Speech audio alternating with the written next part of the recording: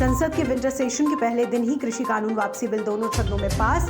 ये बिल अब राष्ट्रपति के पास भेजा जाएगा। केंद्रीय कृषि मंत्री नरेंद्र सिंह तोमर ने राज्यसभा में ये विधेयक पेश किया। इसके तुरंत बाद ही विपक्षी दलों ने हंगामा किया शुरू। विपक्ष के बीच हंगामे के बीच ही बिल राज्यसभा में पास हुआ। लोकसभा कल सुबह 11 बजे तक के लिए स्थगित। सरकार की अपील के बाद किसानों के रुख में कुछ नरमी जरूर देखने को मिली, लेकिन किसानों का आंदोलन अब भी जारी है। एक दिन पहले मुंबई के आजाद मैदान में आयोजित किसान महापंचायत में राकेश टिकैत ने कहा, मोदी जब गुजरात के सीएम थे तब एमएसपी के समर्थक थे। वो किसानों के हितों की गारंटी सुनिश्चित करने के लिए एक राष्ट्रव्यापी कानून चाहते थे। दिल्ली एनसीआर में हवा की खराब गुणवत्ता के मामले में सोमवार को सुप्रीम कोर्ट में सुनवाई हुई। कोर्ट ने बढ़ते हवा प्रदूषण को लेकर चिंता की जाहिर। अदालत ने कहा, प्रदूषण के साथ ही अब कोरोना का खतरा भी बढ़ रहा। सुप्रीम कोर्ट ने केंद्र से पूछा सवाल, क्या दिल्ली में कंस्ट्रक्शन बैन के बावजूद सेंट्रल विस्टा पर काम चल रहा? वो केंद्र से पूछेगा कि क्या सेंट्रल विस्टा प्रोजेक्ट के निर्माण कार्य जारी रखने से धूल प्रदूषण बढ़ रहा है। पंजाब में अफसरों के ताबड़तोड़ ट्रांसफर को लेकर घमासान मचा। श्री आनंदपुर साहिब से कांग्रेस एमपी मनीष तिवारी ने सरकार से इसका हिसाब मांगा। तिवारी ने चंडी सरकार से 70 दिनों में अफसरों के तबादले की लिस्ट जारी करने को कहा। नए कोरोना वेरिएंट ओमिक्रॉन को लेकर सावधानी बरत रही केंद्र सरकार ने इंटरनेशनल पैसेंजर्स के लिए रिवाइज गाइडलाइंस जारी कर दी। केंद्रीय स्वास्थ्य मंत्रालय ने ये नई गाइडलाइंस जारी की जो 1 दिसंबर से लागू।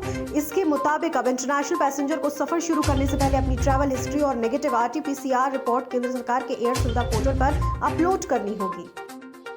भारत में कोरोना वायरस महामारी की दूसरी लहर का असर धीरे धीरे कम। देश में एक्टिव केस की संख्या में कमी दर्ज। नए केस में 10 से 20 हजार के आसपास मामले। देश में बीते 24 घंटे में 8,309 लोगों की रिपोर्ट पॉजिटिव। 9,481 मरीज रिकवर। इस दौरान 236 लोगों ने गंवाई जान। दुनिया भर में कोरोना वायरस के मामले बढ़कर 26 करोड़ 17 लाख। इस महामारी से अब तक कुल 52 लाख से ज्यादा लोगों की मौत, जबकि 7 अरब 90 करोड़ लोग वैक्सीनेट। ये आंकड़े जॉन्स हॉपकिंस यूनिवर्सिटी ने किए साझा।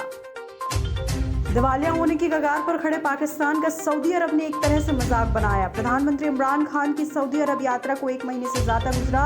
अब तक वादे के मुताबिक पाकिस्तान को $3 अरब कर्ज और $1.2 अरब का उधारी पर तेल नहीं मिला। अब इमरान के सूचना मंत्री फवाद चौधरी सोशल मीडिया पर उम्मीद जता रहे कि प्रिंस मोहम्मद बिन सलमान शायद इस हफ्ते पाकिस्तान को कैश रिजर्व मुहैया करा दें। दिल्ली की हवा लगातार चौथे दिन गंभीर श्रेणी में रही। केंद्रीय प्रदूषण नियंत्रण बोर्ड के दैनिक बुलेटिन के अनुसार रविवार शाम 4 बजे वायु गुणवत्ता सूचकांक 402 पर पहुंचा। बीते 24 घंटे में दिल्ली का औसत वायु गुणवत्ता सूचकांक 405। साथ ही एनसीआर के शहर फरीदाबाद में भी हवा गंभीर स्तर पर रही। सोमवार से हवा की रफ्तार बढ़ने से आने वाले दिनों में सुधार के आसार। हालांकि अगले 24 घंटे में हवा गंभीर बहुत से खराब श्रेणी में पहुंच सकती है। दक्षिण अंडमान सागर और बंगाल की खाड़ी के ऊपर 30 नवंबर के आसपास एक ताजा मामला दबाव का क्षेत्र बनने की संभावना, जो तेज होकर चक्रवाती तूफान में बदल सकता। भारत मौसम विभाग के एक वरिष्ठ अधिकारी ने ये बात कही। IMD के महानिदेशक महामृत्युंजय महापात्र ने दिल्ली में पत्रकारों से बात करते हुए कहा, 30 नवंबर के आसपास दक्षिण अंडमान सागर और बंगाल की खाड़ी के ऊपर कम दबाव का क्षेत्र बनने की संभावना।